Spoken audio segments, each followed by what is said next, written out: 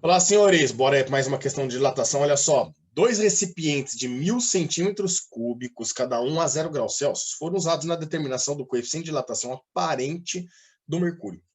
Um dos recipientes era de cobre e o outro de alumínio.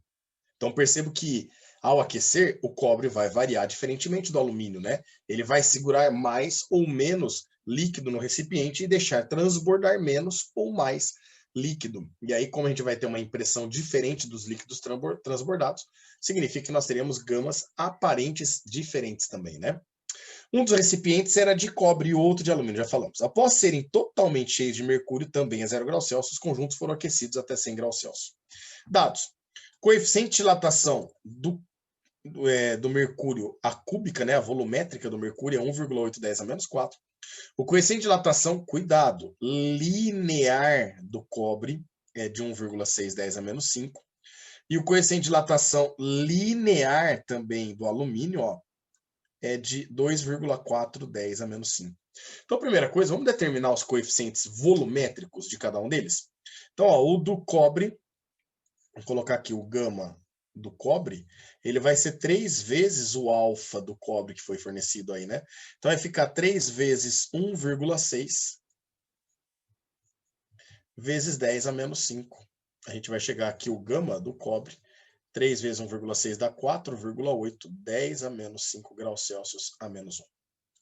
Já o alumínio, o gama do alumínio, também como ele deu o linear, vai ser 3 vezes o coeficiente de dilatação linear, ou seja, 3 vezes o 2,4 vezes 10 a menos 5, que vai dar aí como 7,2 vezes 10 a menos 5 graus Celsius a menos 1. E aí no item A ele pede, deseja-se saber os coeficientes de dilatação aparente encontrados do mercúrio para cada um dos recipientes, né? Então olha só, no item A, vamos lembrar, a gente viu que para achar o gama real do líquido, é só pegar o gama do frasco, do recipiente, né? E somar com o gama aparente. Que é o que a gente quer encontrar aqui. Então, na primeira situação, ó, para o recipiente de cobre, nós vamos ter o gama real do líquido, ele deu, né? Vale 1,8 vezes 10 a menos 4 graus Celsius a menos 1. O do frasco de cobre, nós achamos ali em cima. Ele vale 4,8 vezes 10 a menos 5. E o aparente é o que nós queremos encontrar. Então, nós vamos ficar aqui 1,8 vezes 10 a menos 4. E aquele 4,8 que estava positivo lá na direita da igualdade, ele passa para o lado esquerdo negativo. Então fica menos 4,8, 10 a menos 5. Aí você fala, pô, Pia, mas vai ficar um valor, um coeficiente negativo? Não vai, senhores. Não vai porque percebo que para fazer adição ou subtração, a gente sempre precisa equilibrar essas potências de 10 aqui, ou seja, deixar elas no mesmo expoente, tá? Então eu vou mudar o da esquerda aqui, ó. 1,8 10 a menos 4, eu vou levar para 10 a menos 5, tudo bem? Então olha só, 1,8 10 a menos 4 seria a mesma coisa que 18 vezes 10 a menos 5 para nós, certo? Então fica menos o 4,8 10 a menos 5, tudo isso igual ao gama aparente. Pião, por que fica 18 10 a menos 5? Vamos lembrar? Eu estou aumentando o valor numérico, ó, de 1,8 para 18 eu aumentei. Então, para compensar, eu preciso diminuir na potência de 10, né? Como eu corri uma casa, eu vou diminuir 1, menos 4 com menos 1 fica menos 5. Ou, se você guardou aquela regrinha, vírgula corre para a esquerda, soma no expoente, vírgula corre para a direita, você subtrai no expoente. A gente correu a vírgula do 1,8 para a direita, né? Para o 18. Então, a gente subtrai 1 do expoente. Agora sim fica fácil fazer a conta, né? O gama aparente aqui no caso do mercúrio, do cobre, ele vai ficar 18 menos 4,8 vai dar 12,2 vezes 10 a menos 5 graus Celsius a menos 1. Ou 1,22 10 a menos 4 graus Celsius a menos 1. Belezinha? Agora nós vamos fazer a mesma coisa, só que trabalhando com o alumínio e não com o cobre. Então, vou colocar aqui agora, ó. Para o alumínio, nós vamos ter, de novo, o gama real do líquido é o 1,8 vezes 10 a menos 4, que é igual o gama do frasco de alumínio, que nós vimos aí em cima que vale 7,2 vezes 10 a menos 5. Tudo isso mais o aparente, que é o que nós estamos querendo encontrar. Então, a gente vai ficar 1,8, 10 a menos 4. O 7,2, 10 a menos 5, que está positivo, passa para o outro lado negativo. Então, fica 7,2 vezes 10 a menos 5 negativo. Tudo isso igual ao que sobrou do outro lado da igualdade, que é o gama aparente. De novo, o que a gente vai ter que fazer? Para realizar a subtração, nós vamos ter que equilibrar essas potências de 10. E, de novo, vamos mudar 1,8, 10 a menos 4. 1,8, 10 a menos 4 é a mesma coisa que 18 vezes 10 a menos 5, menos o que já estava lá, que é o 7,2, 10 a menos 5. Tudo isso igual o gama aparente.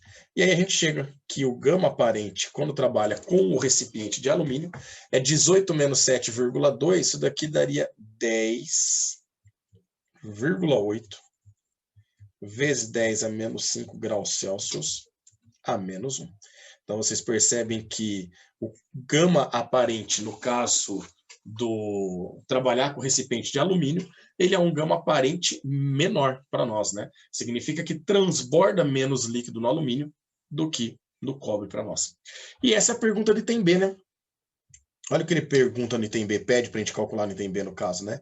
O volume de mercúrio extravasado em cada caso. Então, ele quer saber o volume transbordado. Bom, a gente vai usar a equação da dilatação, ΔV é o V0 gama delta teta. Nesse caso, o extravasado é o aparente, então a gente vai utilizar o gama aparente em cada caso. Então, se eu trabalhar com cobre, recipiente de cobre, olha lá, vai ficar o volume aparente é o volume inicial, que era de 1.000 centímetros cúbicos. O gama aparente, no caso do cobre, que nós vimos que vale 12,2 vezes 10 a menos 5. E a variação de temperatura, que é de 0 a 100, vale 100 graus Celsius. Aqui percebo que nós temos 3 zerinhos, ó, com mais 2 zerinhos dá um 10 a quinta.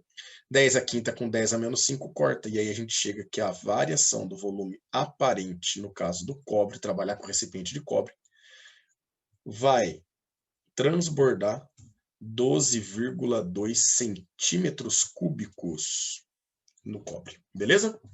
Agora a gente vai trabalhar com alumínio.